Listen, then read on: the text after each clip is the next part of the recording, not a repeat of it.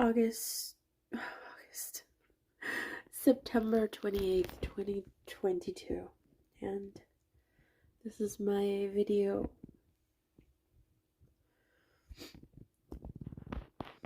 journal update.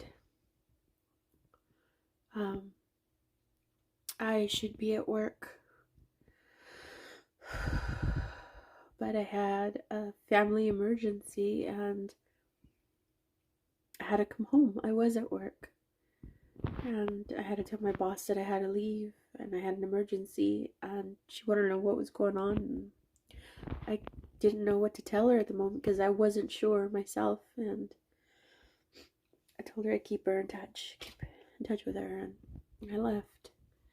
And my son had been sick Monday and Tuesday, so I was gone Monday, Tuesday, still in my workout clothing, but I came back today and, full of excitement to be back. I love my job and, just took off running. And the first few hours I was there, my partner dropped me off in my car, like he does pretty much every morning, and then drops off my son and then go gets me a coffee. And that's kind of been our routine for a while. And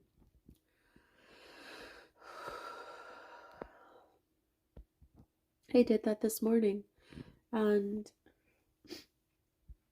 we cuddled in bed. He was extra sweet.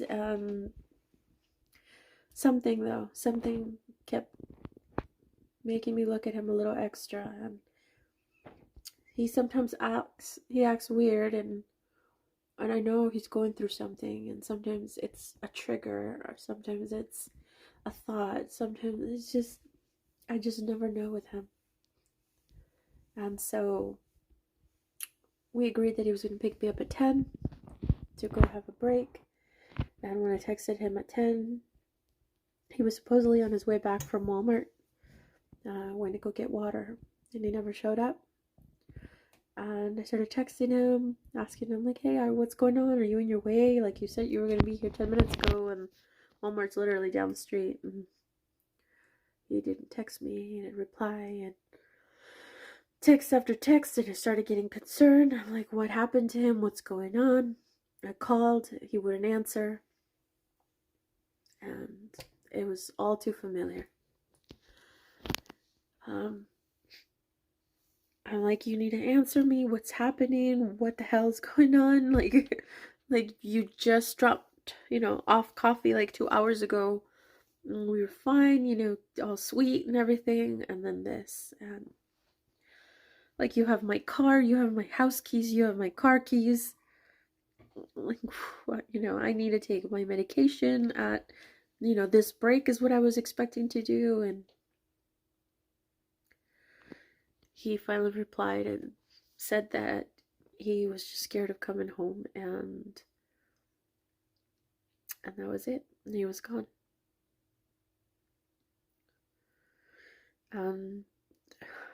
Freaking shock.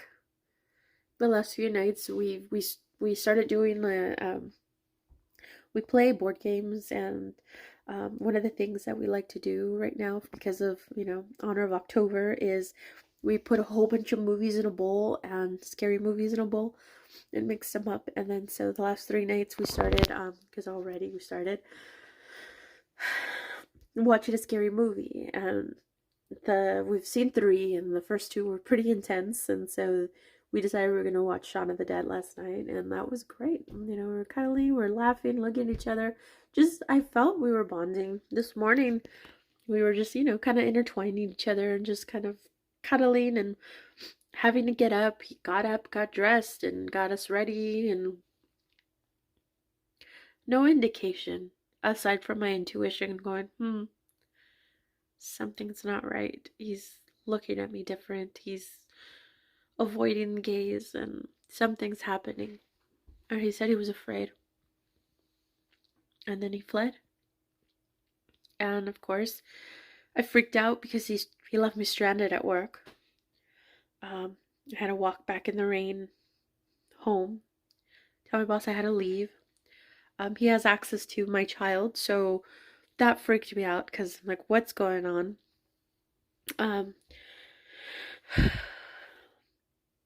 I walked home, and luckily I had an extra pair of keys in my purse that were almost not there, and I had taken them out the weekend, and I just remembered on Monday to put them back in.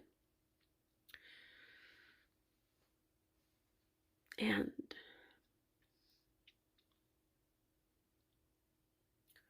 came home, and I realized that very basic stuff was gone. I looked at all his things. He doesn't have too much, but just the basics were gone. He even left the clothes that I bought him, but he took his just very basic clothing, his basic shoes, his paperwork in his safe, but he left the safe, and his toiletries. That's it. Not the Xbox One X, not his flat screen TV, not his safe itself, or the duffel bags, or anything that was in storage. Nothing. He went and grabbed his duffel bag, the easy one to grab, and packed everything in the bathroom so the cameras in the house wouldn't see them.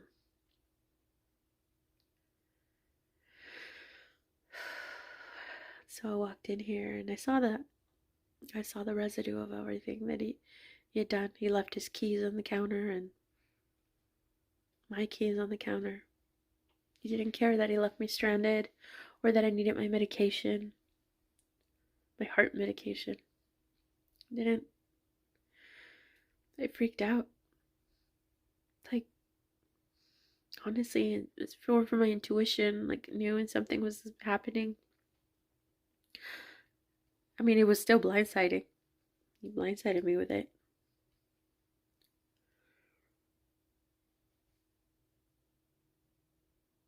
So I unfortunately know very well what it takes to start healing from somebody, and I don't wait.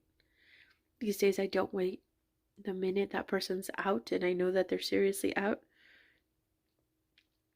down come the pictures.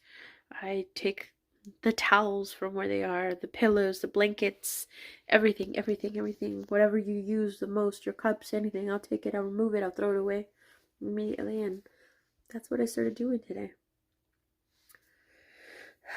And of course, I left him a few choice of words because honestly, who the hell does this?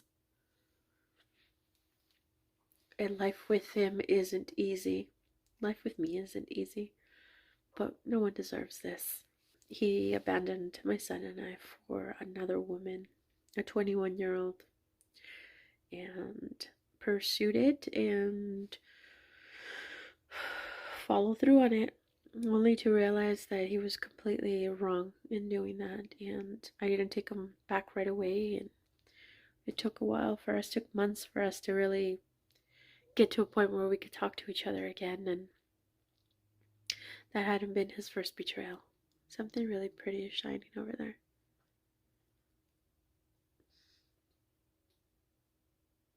And then, he convinced me he was getting better with religion and going to group therapy, or not group therapy, group religious groups and all this, and he was reading his Bible and doing this and that. And I said, okay, I'll agree to go religion with you. He came back. The first opportunity he had to mess around with somebody, he did. He didn't mess around with that person because that person, had a husband and children and was just being nice to him for the sake of the activity that they were doing, that they had to do, mandatory activity for work. But he decided to throw me and my son away for the possibilities. Kicked him out. Kicked him out when I saw the whole sexual mood he was in and everything. I just know him. And for a long time, for months, he would say when and if we got to talk, he would accuse me of just kicking him out. And, we could have worked things out. he finally saw why I had to do that. And we stopped talking for months. And we just so happened to come back and start talking to each other. And there's something there. There's a reason. I don't know. We care about each other. Maybe I'm just dumb. And it hasn't been easy. Addiction, someone going through serious, real addiction, is not for the weak of heart. And honestly, I don't know why I've put myself through all of this. I put my son through things, and he has a serious situation in his life, and I can see him trying. I think that's why I reach out to him. I'm here. But oh my God, has it been a pretty awful roller coaster ride. He called me and crying. He's on his way back home. He's about 3 hours away. I mean, he took off. He left me stranded, walking in the rain, back home. Putting my job in jeopardy and embarrassing me, with my coworkers. This isn't what love is supposed to look like.